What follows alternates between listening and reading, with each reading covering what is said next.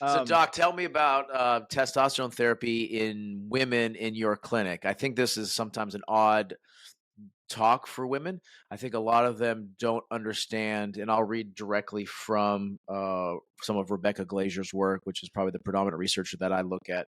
Um, Testosterone is the most abundant biologically active hormone in women, which comes as a big surprise to a lot of women when I say that. True or false, right? Yeah, that's true.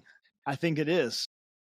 Not, I think it is. It is. I mean, that's what the data show us, the biochemical studies. You learn. Here I got a piece of paper. So, well, I always like to draw this for patients, or if they're into this or require it. That's interesting. I want to see it because I have a big blackboard. I do all my drawings for my patients and kind of describe them. So I want to see what you have. Maybe I can steal it. So I don't know if that's showing up. You see this? Okay, so this is. Let me right here. Day 0 of the cycle, the menstrual cycle on day roughly 30, right? You'll have, and this is no artist rendition, right? But not to scale. Okay. So you have these mid-cycle peaks in progesterone, estrogen, right? And then they'll taper off, right? And then you'll have your menstruation event, right? But and in medical school, that's what you learn, right? You learn about FSH in terms of menopause and LH and the effect on the ovary. You learn about the hypothalamic pituitary gonadal axis and ovarian function, but you never learn about this. And this is the third line. Oh, it's too bright there. And this is testosterone, right? This line here. Right, it's kind of like the old kid's story of the tortoise and the hare, right? The tortoise goes really fast, but then peters out and up and down with the estrogen and progesterone. But that nice, slow, steady state leads to the predominant time, like you are drawn under the curve. Area under the curve, calculus, right? So, yeah, it's a fact. It's the dominant hormone, and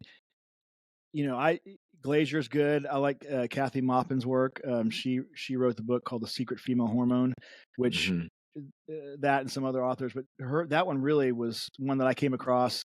Golly, this is an older book. It's maybe 10 years old. It was probably about 8-10 years ago I came across it. I actually got it in front of me, and that really opened my eyes too, to the fact that the ovary is the big source of testosterone for women. It's testosterone is the most abundant hormone during the childbearing years.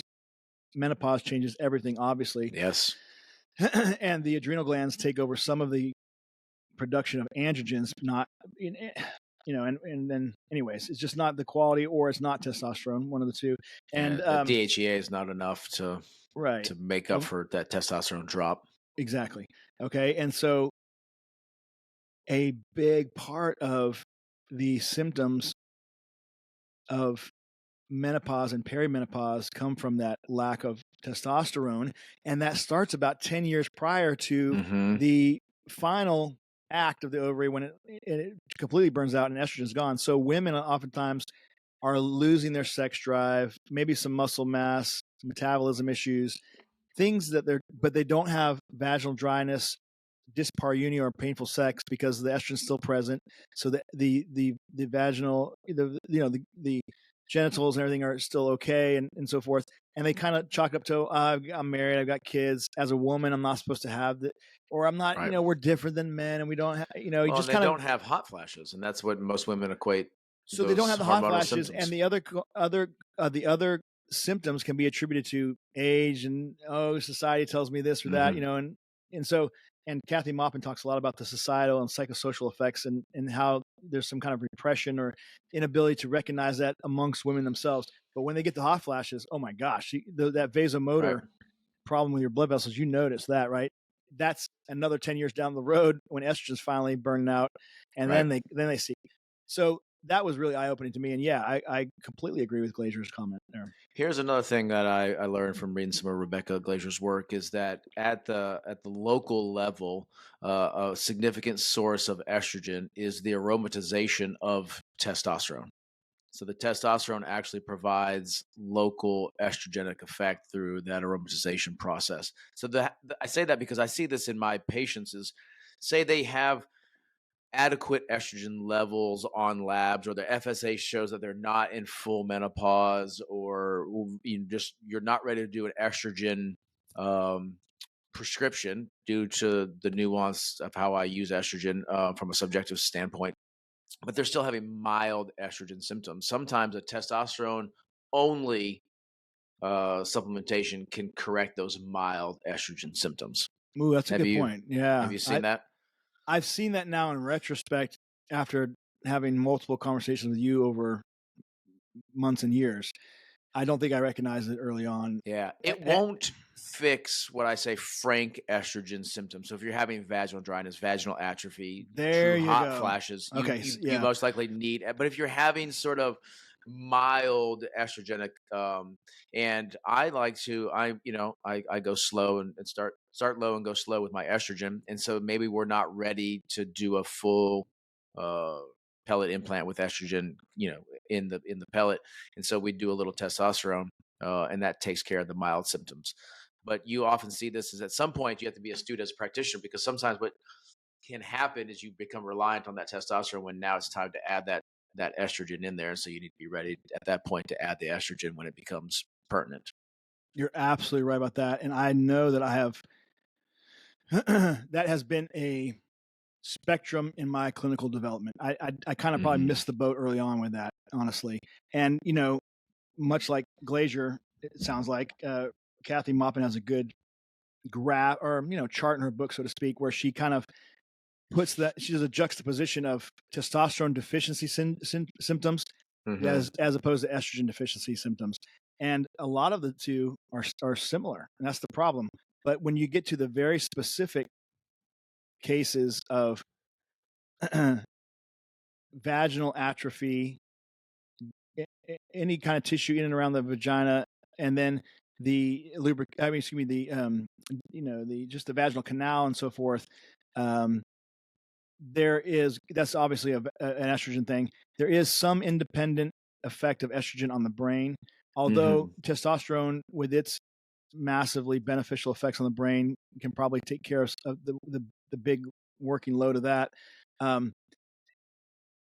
a couple things you have to remember too is if you're going to prescribe estrogen for a woman who's menopausal and has estrogen deficiency, don't forget, if she's got a uterus, you darn better write her for some progesterone so she doesn't For sure. bleed, or she's going to come back and get you. I mean, Yeah, nobody and wants to not get. only is it subjective, I mean, objectively and medically, it's necessary. And I really strive this to my new practitioner stepping into hormone. This is like rule number one. I still occasionally see it more from non-hormone practitioners, but if you're giving estrogen and there is a uterus, you had better 100% of the time be giving progesterone. That is Yeah, there's a no-brainer. There's no leeway on that, and you need to understand why, and you need to so you can understand tell that it them has to be done. exactly. Yeah.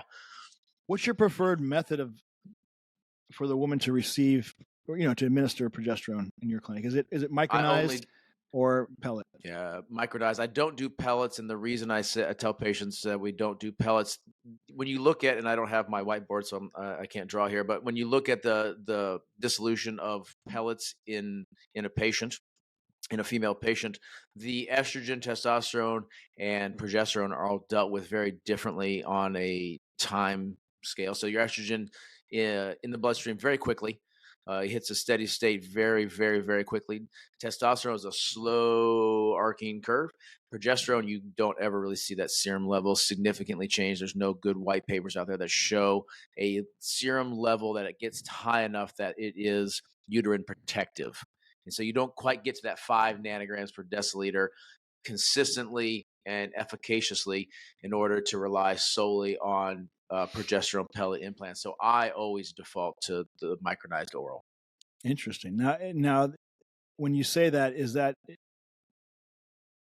progesterone pellets from all types of common binders are stearic acid I've seen, and or Or cholesterol, cholesterol. right? Is that with both of those, or you think I it's think just that the there's no, I don't know. I mean, it's going somewhere. It's getting used by the body. I will use, or used to, I don't use it a whole lot, but I used to use progesterone pellets when it wasn't like a medically necessary thing, but maybe for symptom driving. And so early on, maybe they weren't using estrogen. And so But now I really just do a titrated dose of oral progesterone because, from a med legal standpoint, also you have to be using levels clinically significant enough to provide uterine protection, That's a good point too. Yeah, that's a and really that good point. comes from oral. A So lot of five, people. yeah. So for practitioners, that's somewhere between 5 and 20 nanograms per deciliter is the level that it's a bigger range, but you need to get to that 5 to sort of provide that. There's still a lot of people recommending progesterone pellets. I've seen in the Yeah, and from they do. People do use them. I just have chosen not to. And then from a practical standpoint, I think strongly, strongly believe your pellet extrusion rate with females should be 0% right out of the gate. 100%. You should not have a problem. Females are relatively easy. The pellets work great for them. Small volume of pellet. However, I've had just a few extrusions in my career with females, and every one of them has been progesterone. yeah. Me too. I was gonna say I tell them that too. Yeah. Three. I've had three extrusions, which is I still proud of my my extrusion rate, but they've all been progesterone pellets. And I'm like, well, damn it, I'm not using these things anymore. We need oral for uterine protection anyway. I do oral only. Yeah. So here's a couple interesting questions. So number one, what do you do with the breast cancer patient? This is a good one. I have a lengthy talk, first and foremost, with the patient. We describe all the literature as I know. We talk about relative risk, absolute risk. We talk about, the concepts that they have to, because this is a decision they have to make for them and their risk tolerance. And I always get an oncologist involved if they are an active breast cancer patient. Now, there is good research out there that implants are safe. Testosterone, specifically, implants are safe for current breast cancer patients. Like active? Active breast cancer, actually used for treatment. The In testosterone. some breast cancers, Yes. androgens. Yeah. Now I tell people I am not a research institute. This is not a research institution. We are not going to those. I am not an oncologist. However, knowing that literature is out there, it makes us feel comfortable in so much as you can extrapolate some information from it. However, for most of my patients, if not all of my patients on some level of cancer, whether it's a male or female, I bring the oncologist in and I get their blessing, so to speak, um, as a also the patient. I think it shows that the patient that they need to be on board with this, and they also need to have some onus of this. And here's how the steps of the Yeah. process work, right? We're not just going to give you some hormones because you want to feel better and you're struggling, Yeah. right? No, there's a process to this. You're an outlier. You have, whether it's a cardiovascular condition, whether it's an oncology issue, and we get that oncologist involved in it.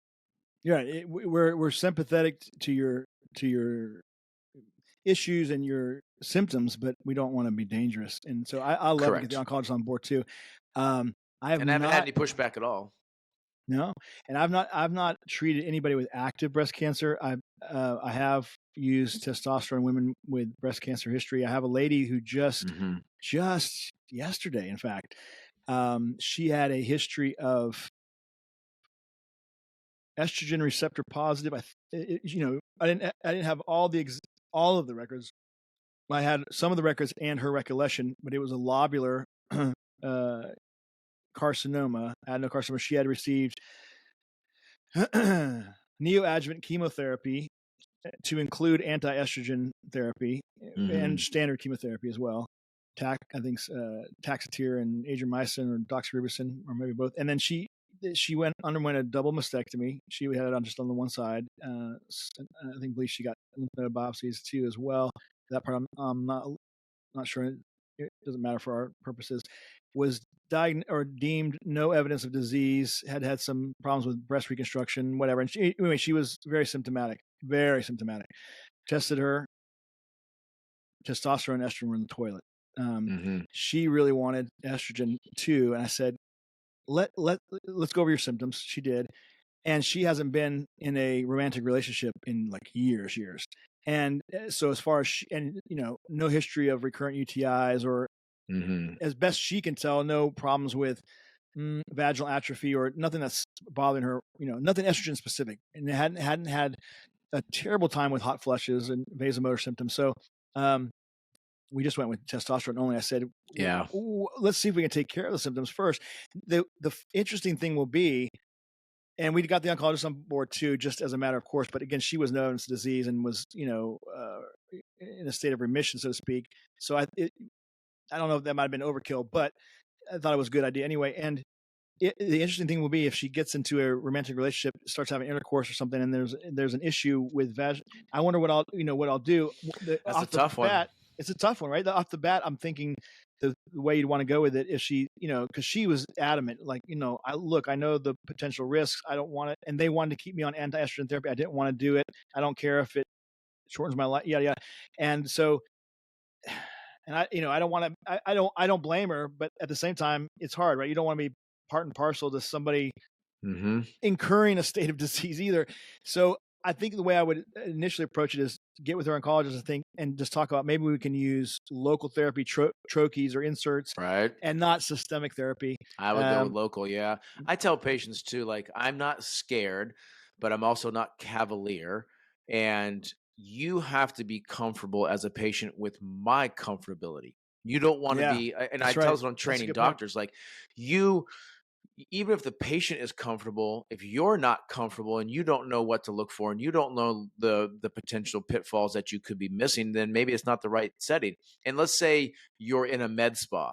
Maybe a med spa is not the right place to be doing hormones. Okay, it is because you have a background and before you did this, and so you feel comfortable. Okay, is it now the space to be treating a patient with an Right. oncology history? I mean, so you have to kind of use a lot of these things to I agree. navigate what's right for you. I don't think I have any active breast cancer patients. I'm comfortable with the literature. I'm comfortable with my understanding, but I am not comfortable with um, that level of patient being under my current care because I don't have a breadth of practical experience with those patients. Right. And Well, you so bring up a good point. Like they still need to be following up with their oncologist. Like Mhm. if the alk phos all of a sudden goes up and it's not a biliary issue, and so you're thinking about bone mets, right? And so, or how are their whatever they're doing in follow up. You don't want to be doing that at a med spa or a solo Mhm. practitioner that's not an oncologist. So they need to continue that part. Right. So that's just a matter of talking to them and just coordinating care. And there's nothing wrong with Yeah. that. I Or have active relinquish it to somebody else. Correct. I have active testosterone patients with active cancer, and that is something that I am comfortable with. You have testosterone patients that have active cancers. Cancers. Yes. And what types of cancer? I believe it or not, I have a couple pancreatic cancers, and we got all clearance from their oncologist, but have done really well. I have some with lung. I have one with lung cancer. I have, and there was one more, and I'm drawing a blank. I want to say colon cancer. That was just diagnosed. So we go through a much more due diligence process, but I have found it to be beneficial for that patient subset when a lot of people, even with an oncology blessing, don't want to touch. And so, I would with an oncology blessing if the patient understood the risk and wanted to do it, and there was good yeah, reason to do it. Yeah, yeah, that's interesting. Good for you. That's the right way to do it. And you don't want to deprive those people of, you know, we'll give them any dose and number of narcotics, and which you should to ease their pain. No problem, right? And controlled substances, but we wouldn't give them bioidentical hormone hmm optimization, even with the proper due diligence, proper onboarding of the oncologist. I mean, it's crazy. I mean, right. that's just nuts to me. We would withhold that from somebody. At the end of their life, we're just going to make them live this completely miserable life. It's just crazy. I hmm mean, like, um, now a couple of questions. I have at least two more questions for you. So, if it's a patient who, well, if it's a woman who you're going to do estrogen replacement therapy on, what's your dosing regimen? So I'm more conservative. I start low and go slow. This is depending on where they are. So if they are estrogen naive, I start at the bottom. If you want to talk specific to pellet dosing, I start at Estrogen naive insofar as they've not had it before, you mean? correct, Okay. not synthetic, not hormone replacement. They're not coming to me from another state or another town, or they're not coming to me from another practitioner, or they've never been on HRT in any kind. I start at 6 milligrams. If you want specific pellet dosing, I start at 6 milligrams, almost carte blanche, unless I have a reason to override that. But that's sort of my starting position. I have found that it's easier for me to go estrogen bottom up rather than trying to hit the dose exactly and then figuring out from there. That's a good point. For me, that's how it has been the better. And I tell the patient that's what I'm doing. I specifically tell the patient, this is how I approach your estrogen dosing. I'm going to start at the bottom because you will get resolution to some degree no matter what. Even if I miss the mark, the margins are so small that you're going to get some resolution to some degree. It may not be 100%, but you see the writing on the wall. And so because either way you can miss the mark. The other way you might be over. Correct. So you have the problem of missing the mark and the problem of too much potentially, right? Yeah. So with testosterone, I'm really comfortable. I try to hit the nail on the head. I can move either way. I feel completely comfortable, man or woman. I go right for what I think the dose specifically should be based on the parameters of the diagnosis and the prescribing. Estrogen, I usually err at 6 milligrams and build from there, 6 to 10 to 12 to 18, building up from there. With your just like any practitioner, you get to know the doses of medications, and you don't even have to use, desk prescribing references, right? Yeah. But there do exist out there dosing, proprietary dosing software, right? Sure. Telcom has some, and lots of people have them. Yep. Do you now, or have you ever used those calculators for your pellets? No, I don't. I don't use them. I did, and I tell patients I sort of learned the old-fashioned way, if you will. I didn't really know that these were out there for pellets. They're not as prevalent as they would be for standard medications, and so I just kind of learned by trial and error. Weight-based, volume and distribution. Weight-based, volume distribution, talking to other practitioners. And now I've gotten comfortable. I sometimes use the algorithms and dosing references as what I call as a second physician check. Like, I think patient A needs X, Y, and Z. What would the dosing prescribing calculator say? And I'm like, oh, yeah, I was way off, or I was on point. And according to, as another practitioner, so to speak, to bounce my ideas off of. As a validity test, kind of. Yeah. Do you, in your menopausal patients, ever attempt to, is it symptom relief only, or do you ever do, in conjunction with that, following like FSHs and trying to suppress that back down to something that's non-menopausal, like giving estrogen until you're suppressing that? Or I generally go to symptom relief, because I also tell patients estrogen to me is one of the more subjectively side effective prone, and so we want to treat to symptomology. A lot of the literature bears that out as well. I don't try to suppress FSH to a certain level. So yeah, I usually go off symptomology. I sometimes I find that as the woman, premenopausal, perimenopausal, it's usually like a testosterone only, testosterone and progesterone sometimes, and then as we reach menopause, you have to be really in tune if you're not checking FSH and LHs consistently, and then at that point we add estrogen in. When you were starting out with your pellet therapy and so forth independently, and women would come into the clinic, was the estrogen component difficult for you? Was it saying, did you say to yourself, okay, I know I'm going to give you testosterone based on the labs, of course, but I don't know if I'm going to give you estrogen? And then how did you figure that out along the way? So that genesis, in primary care, you were taught to be really scared of estrogen. Estrogen is something not to be messed with. That's for, it just causes cancer. It does all these things. So I was already coming out of the gate a little bit nervous.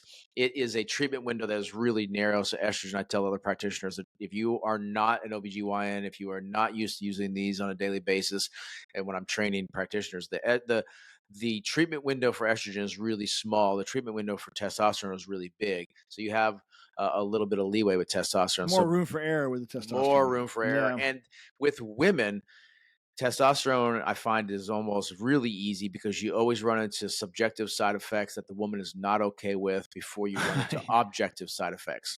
Mm. Where so with women, they're pulling the dose back or pushing the dose forward.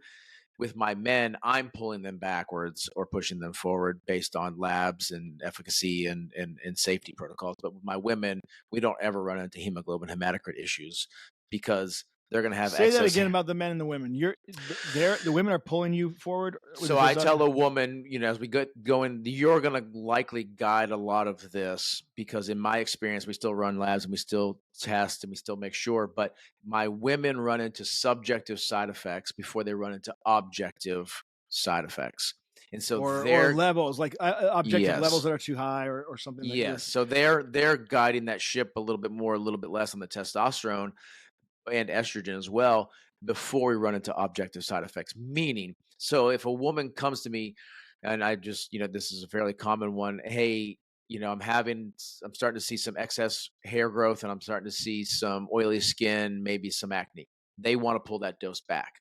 Right, right, right, right. And so we haven't, those are what we would deem subjective side effects. And their labs bear that the dosing's fine, but it's not fine for them. Lab wise, there's no issues I'm concerned about physiologically within their chemistries. There's no issues that I'm concerned about, but they want it pulled back, and so we pull it back. With my men, my experience is the opposite is sometimes true. Right? They are more comfortable and want to push those boundaries for what are generally perceived benefits, and I'm pulling them backwards. Okay, so it's the back. Okay, so women will back off on their own. You have to make the men back off on their Right. own. And so a lot of practitioners, this comes out of some of my teaching with practitioners, is they're scared of testosterone in women. That is a generally blanket Really? statement that But holds true. and are they as scared or not scared at all of estrogen in women? Correct. Generally not. Wow. So that's it's funny because I'm guessing based on what you just said that you'd be more scared of estrogen and not as scared of testosterone. For Hmm. me, I'm completely opposite. I would definitely be way more scared of estrogen in a woman than Hmm. testosterone. It just makes sense to them. They've heard of estrogen. They maybe have done it in a primary care setting. They may have done it in a birth control setting. That just feels familiar to them. And What's that old so dogma? Estrogen's for women and testosterone's for men. that's right. Yeah. Both And both so both sexes need both. yes. Yeah. Interesting. I think have you had a lot of female patients that you felt like the estrogen component made or it could make or break or Mm. did make or break their treatment regimen, and were you then glad to have learned more about it and started incorporating it, and you felt like your treatment regimens got more efficacious and more well received by women, so to speak? 100%. Yeah. Early on Oh, in my really? career. Yeah. Early on in my career, I found that maybe based out of my fear, I was relying a little bit on testosterone too much, and my testosterone dosing got a little high. And when I was more comfortable, more consistently understanding of what I was doing and could add a little estrogen, my testosterone dosing came down and I hit a better steady state with these patients. And so I tell people, you can't be scared. And I was practicing out of maybe a little bit of fear. And because of how I was trained from the primary care setting, um, and I found that when I wasn't scared but was knowledgeable and could not do it when it was not necessary and do it when it was necessary, but know the right way to do it, my dosing got much better.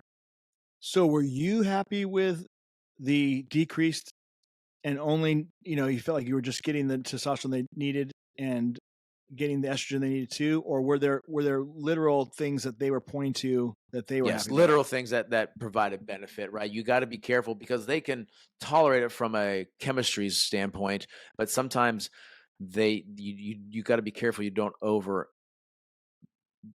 on the androgens, right? You're not going to Hey, run into, you when know, you first treated me, Jeff, I had a beard, and now now I feel just as good, but I'm so appreciative I don't have a beard.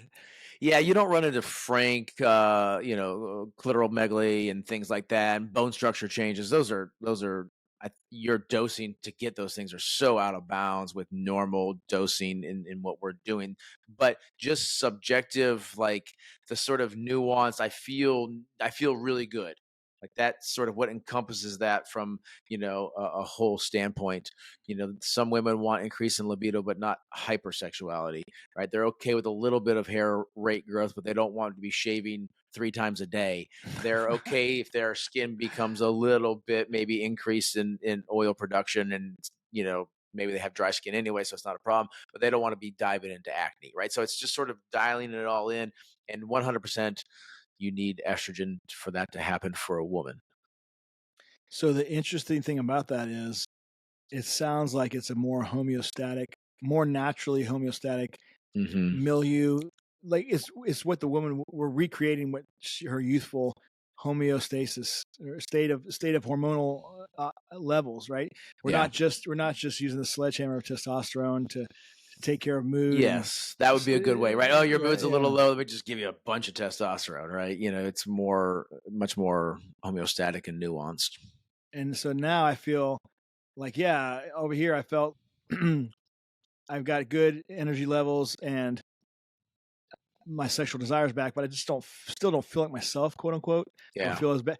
Now I feel like myself, and I have all the other added effects too. So I think that comes a lot of times from progesterone dosing too. Sometimes progesterone does not get the credit because we don't have this thing to point to, right? Energy, testosterone, uh, hot flashes, estrogen. We don't a lot of times have that thing outside of pregnancy for yeah, progesterone to point at, right? We it sort of gets this like, yeah, it's just like a afterthought almost. it's like the redheaded stepchild. Like it just Yeah, needed or whatever. so but there are some studies out there that show better reported results, self-reported results when progesterone was included, and Do it you has find that's some variable cognitive though? protective. It What does. is? It has some good cognitive protective effects, but I find for some reason progesterone has been tricky for me with women. Like Mm, some, I don't. It's not been. I don't know. It's. I've always I will always think that it's more beneficial than it ends up being. But I will tell you, perhaps I'm not dialing in as much on that therapeutic level and watching that therapeutic level of 5 to 20 nanograms per milliliter. Maybe that's yeah, that is really for uterine protection. So a lot of times it is sort of I've kind of described it to patients. If you feel like you're excess and you're running high type A anxiety, emotional swings, and you need more leveling out, maybe a progesterone. lot progesterone, right? If you feel Yeah, like you're a little too low and you need some oomph, that's on the other side of the coin. But if if that feels true to you when I say that, like I love you, the next minute I hate you, and I'm not really sure at either moment why those two were true. Um, like that maybe we need a little bit of that comment or sleep. Sleep is a big one for progesterone as yeah, well. So we yep, take it at yep, night. yep, yeah. That's true. I agree. I see that too. Well, I appreciate the time, man. It's Yep. I think those are the key things that make patient satisfaction better and lead to greater efficacy and results on for what the clinician is trying to achieve, not just a satisfied customer or a satisfied Mm-hmm. patient in this Mm-hmm. case, but you're getting the best physiologic results too. I mean, Yeah. It's more than just like you said, a big testosterone hammer that fixes energy and libido or something, right? I right. take a little bit different approach to it.